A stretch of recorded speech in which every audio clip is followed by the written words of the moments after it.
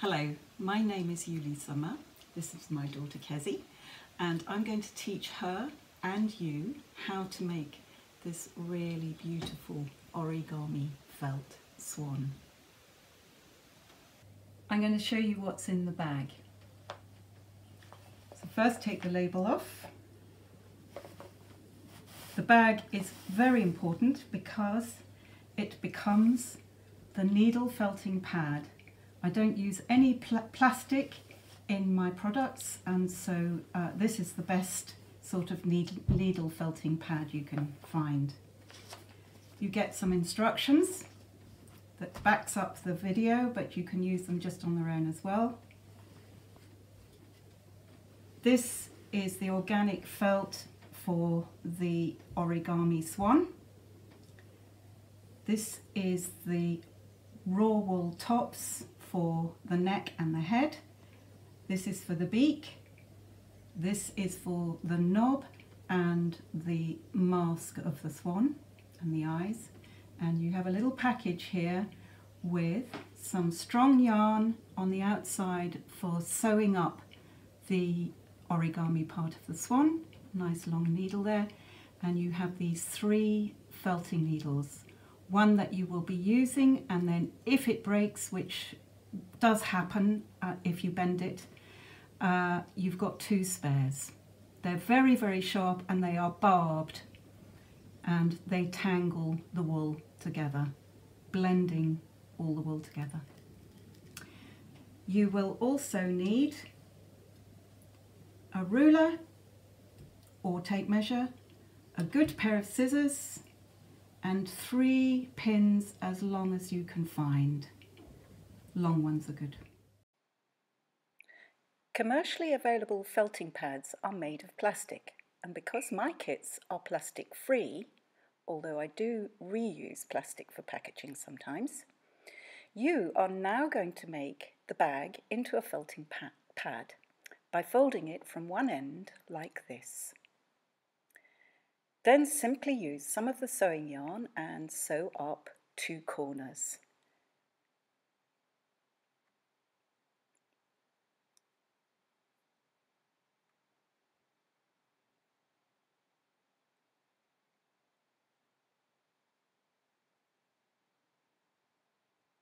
Just tie a simple knot.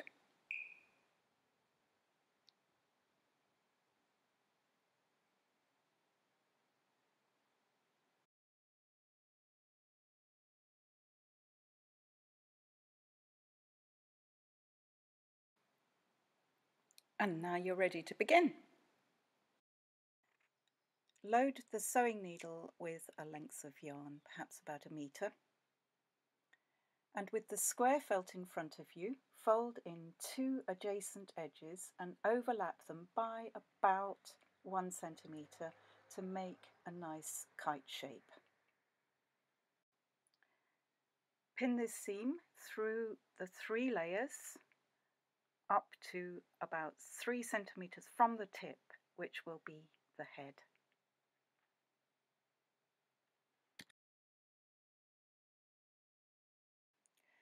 To avoid using knots in the sewing yarn, always start and finish a seam by sewing 2 or 3 stitches in the opposite direction to the way that you're travelling, as knots can break felting needles.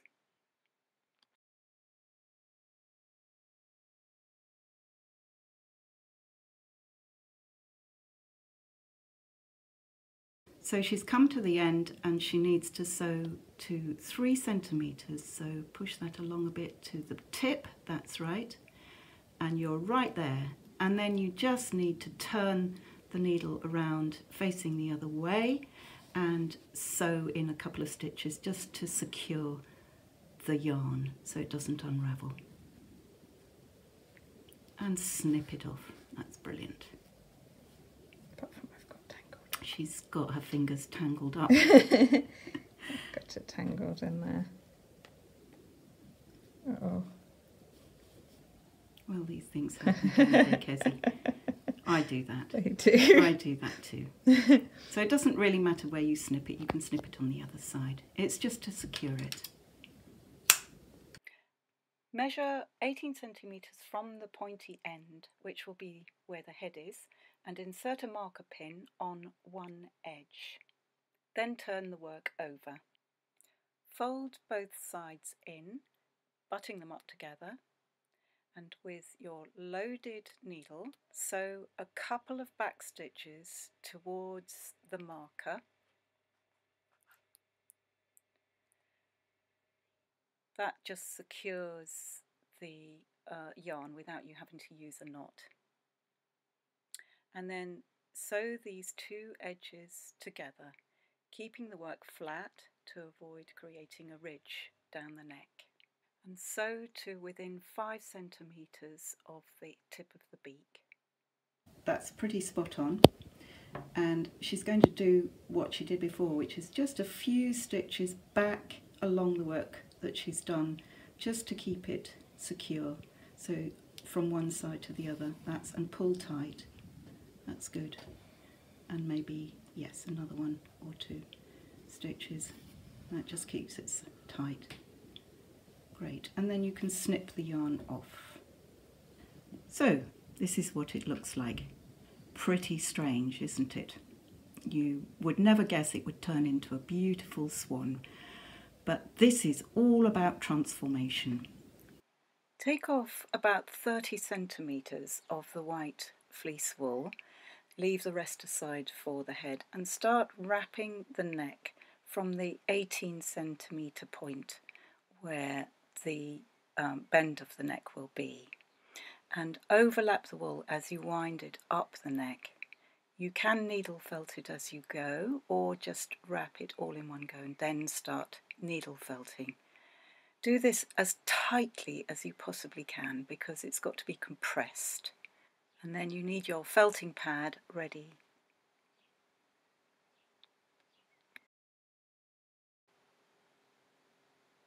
And now start needling.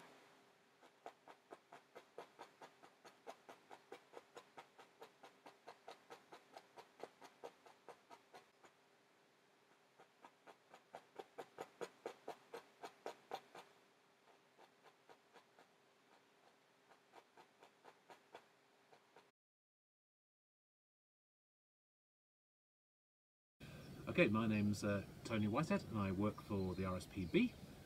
My name's Lisa Schneider and I work for Devon Wildlife Trust, and I'm also a storyteller. And the story about swans that I have is about the ownership of swans, and it's well known that in England all the swans are owned by the Queen. She has a prerogative which she never actually exercises, but she does technically own all the swans in England. And in olden days people used to eat swans, and so the rights to swans were very much sought after, and the monarch would grant rights to various barons and lords to have access to the swans where they lived. And there are only now two companies, two ancient guilds, that have rights over swans granted by the Queen, and these are the guilds. These are the vintners and the dyers in London, and the vintners and the dyers still take every year the swans and mark the swans individually. The swans on the Thames between the centre of London and Henley in a ceremony called swan-upping. And swan-upping is where they will catch the swans, round them all up, and then to mark the ownership they put a little nick in the beak of the swan to say this is the vintners or this is the dyers. And if you ever come across the name of a pub called the Swan with Two Necks, and there are quite a few of these around, the swan with two necks is actually derived from the swan with two nicks on the beak, which refers back to the way that swans are marked in terms of their ownership. So that's my little story about swans. And for me, swans have always been there because I originally come from Buckinghamshire, and the symbol of Buckinghamshire is the swan, and that swan has a gold collar and a gold chain attached to that, and there's obviously all the heraldry associations with swans, but in British and Irish mythology the swan is very much a creature of transformation and of boundary. And so when we find swans associated with Bridget, with Brede, with the spring goddess, and all those new beginnings, then you will often find people being transformed into swans in fairy tale or folk tale. And that is a way of transforming that person so that they are closer to their real essence, they're closer to their own soul. And often you'll find in those stories that those characters need to be transformed back by somebody doing some task that shows their commitment to them, some difficult job. And so there is that thing of transformation, but also purity and love associated with the swan. There's a very famous Irish story of the god of love, Angus Og, and he has to transform himself into a swan in order to win his love, Newberry, who has also been transformed into a swan, so he has to do the same thing in order to be with her. Then with swans there is also the flip side of that, the darker side of that is to do with the festival of Samhain, the ending of the year, the breakdown, the death, and the transformation of people and things through that death.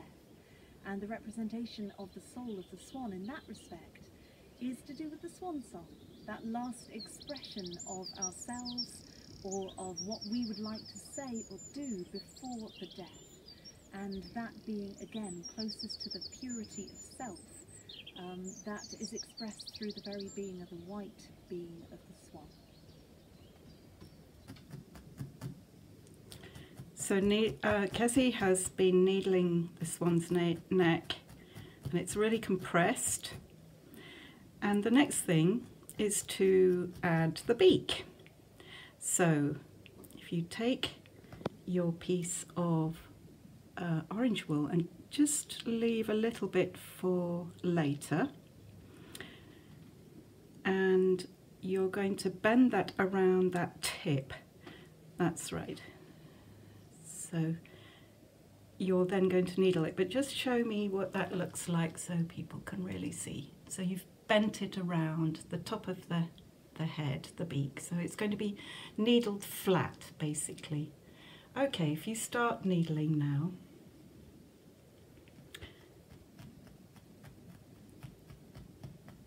so that bit that Kezzy's needling now is going to be wrapped with white wool. That's actually the head part. And if you work out towards the end, you'll see that's right where the beak will be. And it looks really weird at the moment, but believe me, it will compress down. You can work from the sides as well. That's right, you can work from the sides and get those two layers to join basically on both sides. So keep working them until it's all flat and beak shaped, more or less.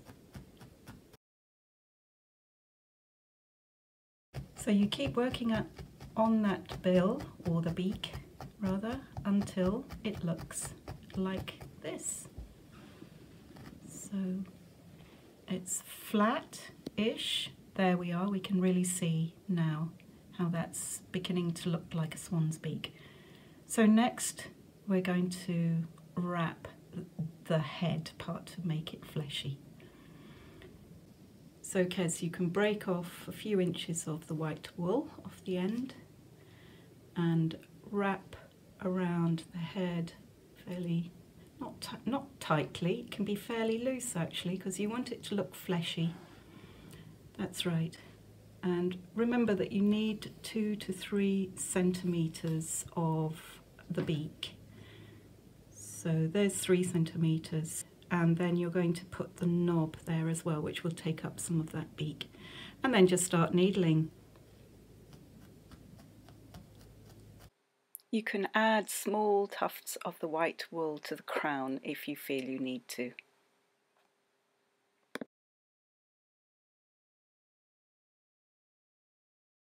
So Kezzy's worked at the head, and here it's looking pretty good. The next thing is to bend the head, so she's going to turn it on its back and just needle it along where the head joins the neck, sort of to flatten it out and also to bend it. And it's just a question of needling it along a line there and then bending the head up and just keep working at it really, like that. Yeah, that's it.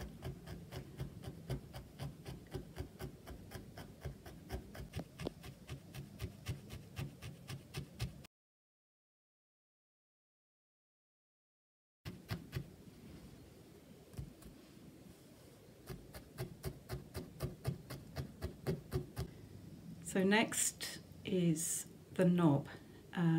Take a little piece off the side of the brown wool. That's right, so just hold that up for me.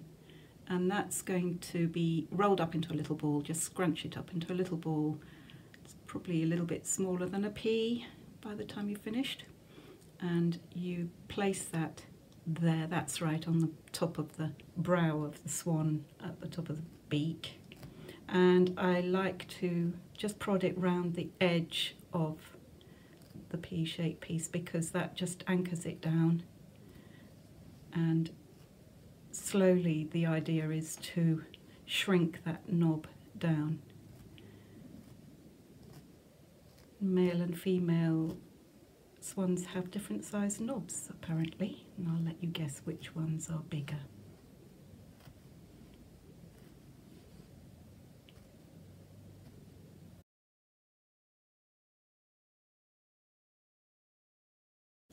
I'm going to show you the next bit because it's quite tricky to describe. So I take about a piece about that long, and you want it long and a little bit wispy at the ends. And you place that on the side of the beak, one side. So it's going to wrap around, but it's got to do some things on the way. So just start needling a very, very fine line, which is where the swan will open its beak. There's a black line down there. And as you go, you can keep flattening the beak as well, keep shaping it and flattening it. You'll find an image of the swan in the written instructions, and I find it most helpful to just look at the image and follow that for the facial features. Use delicate amounts of the brown wool, the dark brown wool, and if you need to, you can snip some away with scissors. If there's too much wool that you're handling, you can undo little bits. Just get the rough shape first and keep working away slowly, cajoling the fibres into the right place. Keep looking at the image. Am I doing this right? Be careful not to bend the needle because that might break it. So always keep it straight.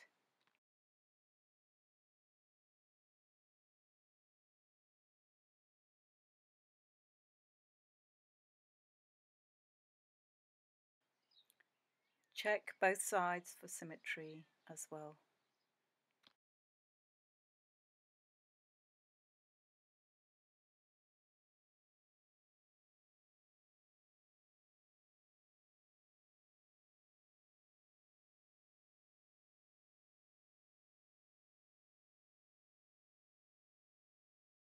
This is tricky because the bill is very thin.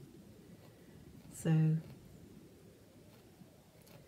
like Kessie's doing, just take care, go slowly.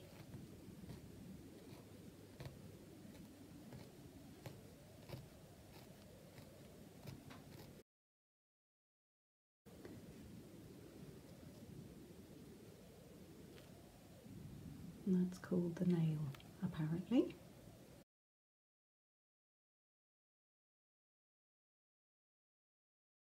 This is going to be the bend. So she's kind of flattening it out with the needle.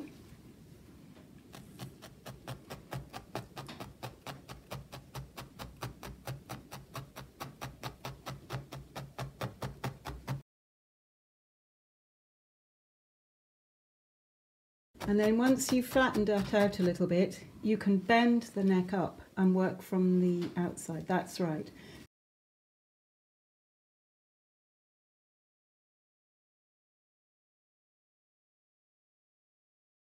This here is the tail. These are the wings. You simply want to make a little tuck here and push it in under one side here, probably about 1 centimetre, and you want this to measure 10 centimetres. Make sure it's sort of nicely folded there. Pin it all through the layers. So there's 3 layers to pin there. That's what it will look like inside. And do the same on the other side. Just a little pinch and tuck it in a little bit. Adjust it, ease it, make sure the folds are right, and make sure that that tail is central. There we are, that's about 10 centimeters. And pin that through all 3 layers. Take your loaded needle with your yarn, and then I'm going to sew all the way through to keep that wing tucked in.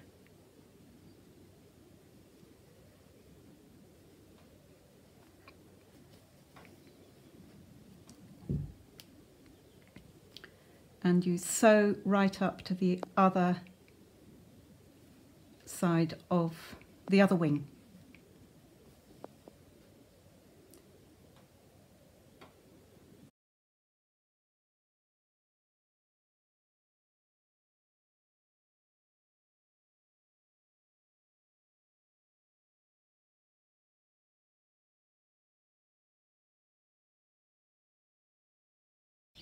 My name's Sasha Dench. I am a conservationist and adventurer, but I'm also known as the human swan. Well, I got the name for flying a migration with the Beak swan from Arctic Russia all the way to the UK, but I did it in an unusual manner in a paraglider with a propeller strapped to my back, which seems like a kind of an unusual thing, but basically what I was trying to do was partly figure out why the swans have been declining so drastically. But what we really had to do was inspire a lot of different people from Russia all the way to the UK, and that's crossing cultural and language and political boundaries, many of them, to try and help us figure out why they were declining and how to save them. And I figured out that looking at the whole story of the swans, 30 years of decline, we'd lost almost half of them. The main block was that everybody who needed to help us save the swans was hearing lots of negative stories, birds colliding with power lines, being illegally shot, their wetland habitats disappearing. It was a really negative story, and I just thought the most inspiring thing for me about the story is the story of the amazing conservationists, but also the incredible journeys these birds do. So if we could tell that story, is that one that could motivate enough people to go, gosh, tell me more, and then to want to help. And the best way I thought to do that was to experience the journey in a way that's as close to the swans as possible, to really help get inside their head. And to do that, I had to be exposed to the weather and wind, flying at about the same speed, needing to stop and land and take off all the time, just exactly as the birds do. So I had to do it in this tiny little aircraft. And yeah, for that I became known as the human swan.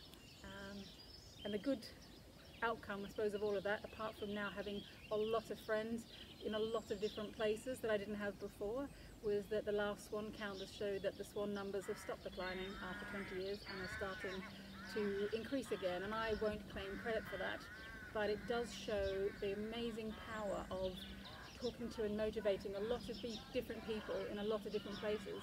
And if everyone does their little bit locally, it's amazing the massive impact and transformation you can bring about.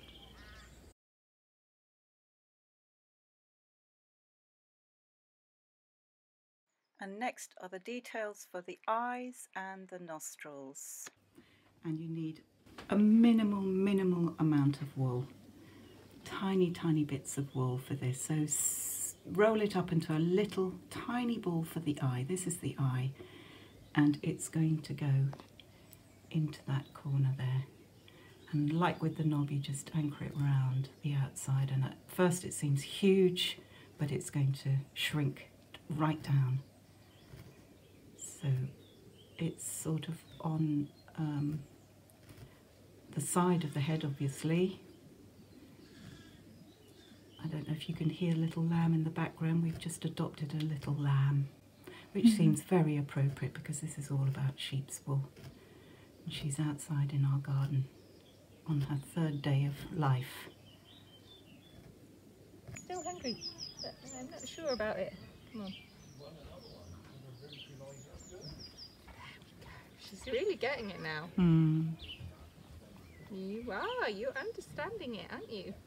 The eye is shrunk down now, and lots of prodding and just a few fibres.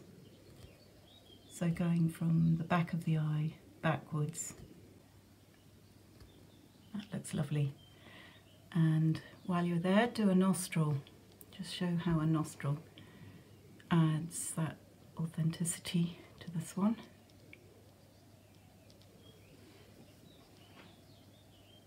So it's at the top of the beak where the knob is. One on each side. Tiny little minute bits of fibre.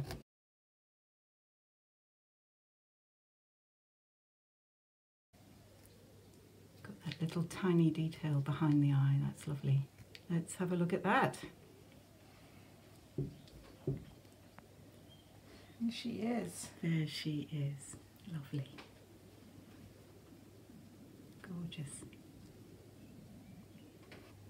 That's so great, Kez. I'm really excited to have my own swan. I'm going to put lots of special things in here Oh, to keep that's it safe. lovely. Lovely. That's beautiful.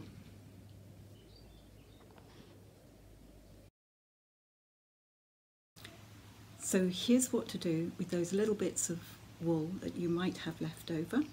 You can do a bit of wet felting. I'll just show you how. Get ready a bowl of warm water, a bar of soap and a towel. She has done this before, I think, and she's going to roll up the two bits and she's going to really wet that. The soap helps to break the surface tension of the water, so because wool will resist water unless you, to some extent. So she's going to make a felt ball.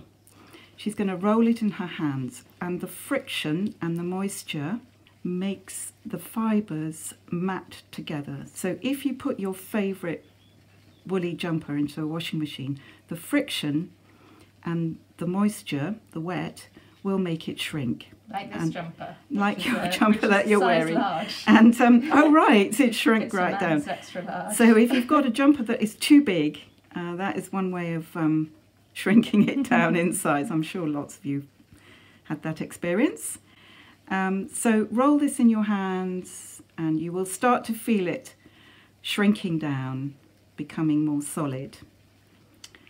And then when it is felted, rinse it first, rinse all the soap out, squeeze it out and then let it dry, and then needle felt some little bits of orange that you might have left over. So Kesley didn't use that little extra bit that she pulled off at the beginning just in case.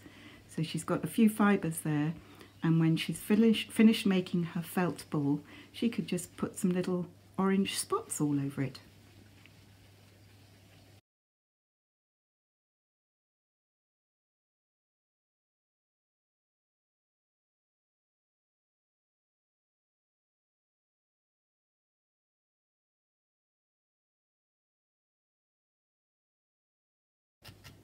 Okay, let's have a look at that, Kez.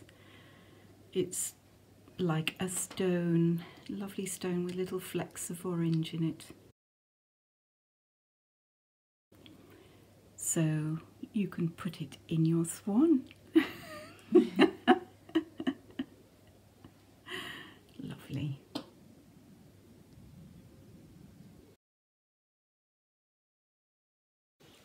So we've finished the swans. Yay! It's been a bit collaborative, as you can see, and we've done a few swans in the process of making this video. And Kez asked me at the beginning, why don't you just do the whole video yourself, Mum? And I said, well, for a start, she's got really lovely hands and mine are real workers' hands. I think it's quite good to teach somebody who hasn't done much of this before, so that you might learn more, or actually it's teaching me to understand what people need to know. So that's the second thing. The third thing, I think, is that there is a great connection with this aquatic bird with Kezzy's job. So please tell me about your job. Who do you work for and what do you do? So I work for an environmental research charity called Earthwatch, and I'm an aquatic research assistant, which means I work on different research projects that they run around the world, looking at our water systems, particularly our freshwater systems, so lakes and rivers, ponds, and even wells and things. We look at the quality of the water and the wildlife and all kinds of things. And I work a lot with communities and citizen scientists and getting people out and understanding what's going on in their local areas and what's up with their local water. So it's conservation, education, and Earthwatch Absolutely. is a charity. When you buy the kit, I hope you'll really enjoy it, but also be aware that some of the money is going towards some of this conservation work. So Thank you for taking part.